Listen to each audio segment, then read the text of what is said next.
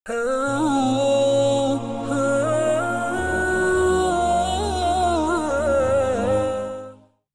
ইসরায়েলের দুই ভাইয়ের কাহিনী। আসসালামু আলাইকুম বন্ধুরা, আশা করি আপনারা সকলে ভালো আছেন। বনী ইসরায়েলের দুই ভাই ছিল, তার মধ্যে এক ভাই ছিল মুসলমান আর এক ভাই ছিল কাফের। আর তারা দুজনে নদীতে মাছ ধরে জীবিকা নির্বাহ করত। যে ভাই কাফের সে মূর্তি পূজা করত, শয়তানের উপাসক ছিল। যখন সে নদীতে জাল ফেলত তখন তার জালে অনেক মাছ উঠত, এতটাই মাছ যে তার পক্ষে একাই তোলা কঠিন হয়ে পড়ত। আর এদিকে সে মুসলমান ব্যক্তি যখন নদীতে জাল ফেলত তখন একটা কি দুটো মাছ উঠত। সে ধৈর্য সহকারে আল্লাহ তাআলার প্রতি শুকরিয়া আদায় করত। সেই মুসলমান ব্যক্তির একটি স্ত্রী ছিল, সে প্রতিদিন বাড়ির ছাদে উঠে কাপড় শুকাত। একদিন হঠাৎ তার স্ত্রী সে কাফের ভাইয়ের স্ত্রীকে দেখতে পেল যে সুন্দর কাপড় এবং দামি দামি অলংকার পরেছিল। এই দেখে সেই মুসলমান স্ত্রী মনে মনে বলতে থাকল, ইস, যদি আমার এসব থাকতো।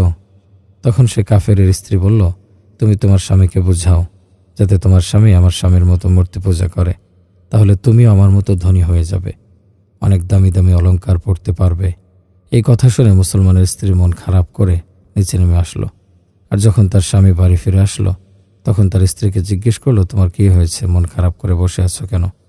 তখন তার স্ত্রী বলল, আমাকে তালাক দিয়ে দাও, আর তা না হলে তুমি তোমার ভাইয়ের মতো মূর্তির উপাসনা করো। এই কথা শুনে সেই মুসলমান ব্যক্তি বলল, হে আল্লাহর বান্দি, তোমার কি আল্লাহকে ভয় হয় না এরকম কথা বলতে? তখন তার স্ত্রী বলল, দয়া করে বেশি কথা বাড়িও না, আমি আর এভাবে ফকিরের মতো জীবনযাপন করতে পারবো না। অন্যদিকে তোমার ভাইয়ের স্ত্রীকে দেখো, কত দামি দামি কাপড় পরে, অলংকার পরে, আর আমার তো কিছুই নেই। তখন সে মুসলমান ব্যক্তিটি ভাবল, আমার স্ত্রীকে বুঝিয়ে পারা যাবে না, এবং সান্ত্বনা দিয়ে বলল, আচ্ছা ঠিক আছে, চিন্তা করো না, আমি কাল সকাল থেকে কোনো কারখানায় মজুরি করে তোমার জন্য প্রতিদিন 2টি দিরহাম দেব, আর সেখান থেকে তুমি তোমার প্রয়োজনীয় জিনিস কিনে নিও। এই কথা শুনে স্ত্রী কিছুটা শান্ত হলো। পরের দিন সকালে উঠে সে ব্যক্তি কাজের খোঁজে বেরিয়ে পড়লেন, কিন্তু সে কোনো কাজ পেল না। সে এদিক ওদিক ঘুরে ঘুরে খোঁজ করছে কাজের আশায়, যদি কেউ কাজ দেয় তাহলে তার স্ত্রীর কথা তো শুনতে হবে না। কিন্তু সে কোনোভাবে কাজ পেল না। শেষমেশ মন খারাপ করে হতাশ হয়ে একটি নদীর তীরে এসে সন্ধ্যা পর্যন্ত আল্লাহর ইবাদত করে আর কান্নাকাটি করে রাত্রিতে সে বাড়ি ফিরে গেল। তখন তার স্ত্রী বলল, আজ তুমি সারাদিন কোথায় ছিলে? তিনি বললেন, আমি বাদশার দরবারে ছিলাম, বাদশাহ আমাকে 30 দিনের জন্য কাজে রেখে দিয়েছেন। তখন স্ত্রী বলল, এই কাজের বিনিময়ে বাদশাহ তোমাকে কি দেবেন? স্বামী তখন জবাবে বলল, আমার বাদশাহ বড়ই মেহেরবান, ওনার কাছে কোনো জিনিসের অভাব নেই, আমি যা চাইব তিনি আমাকে তাই দেবেন। সে ব্যক্তিটি প্রতিদিন নদীর তীরে এসে আল্লাহর ইবাদতে নিমগ্ন থাকতেন আর রাত্রে বাড়ি ফিরতেন। 29 দিনের দিন তার স্ত্রী রেগে বলল, তুমি আমাকে যদি কাল সকালে কাজের মজুরি না দিতে পারো তাহলে আমাকে তালাক দিয়ে দিও। এই কথা শুনে সে ব্যক্তিটি বেশ চিন্তায় পড়ে গেলেন এবং পেরেশান হয়ে পরের দিন একটি ব্যক্তির কাছে গিয়ে বলল, তুমি আমাকে কাজে নেবে, আমি তোমার এখানে কাজ করতে চাই। তখন সে ব্যক্তিটি বলল, হ্যাঁ, তোমার কাজের ব্যবস্থা হবে, তবে এখানে কোনো খাওয়া দাওয়ার ব্যবস্থা নাই, শুধু কাজ করতে হবে। এই শর্তে সে মুসলমান ব্যক্তিটি কাজে রাজি হয়ে গেল এবং রোজার নিয়ত করে কাজ করা শুরু করে দিল।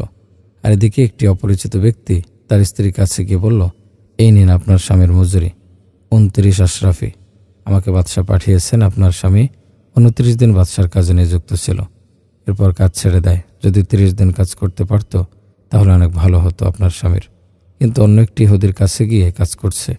তারপরে এই 29 আশরাফি তার স্ত্রীকে দিয়ে চলে গেল। তার স্ত্রী তখন সেখান থেকে একটি আশরাফি বাজারে নিয়ে গিয়ে বিক্রি করল, তার বিনিময়ে স্ত্রীটি 1000 দিনার পেল। এতে তার স্ত্রী অনেক খুশি হলো। যখন সন্ধ্যায় সেই মুসলমান ব্যক্তি বাড়ি ফিরল তখন তার স্ত্রী বলল, আজ তুমি কোথায় ছিলে? তখন তার স্বামী উত্তর দিল, আজ আমি একটি ইহুদির কাছে কাজ করছিলাম। স্ত্রী তখন বলল, তুমি বাদশার কাজ ছেড়ে অন্যের কাজ কেন করো? বাদশাহ তোমার মজুরি সহ 29 আশরাফি পাঠিয়েছেন। স্বামী তার স্ত্রীর মুখের সমস্ত ঘটনা শুনে কান্না করতে করতে অজ্ঞান হয়ে পড়ে গেলেন।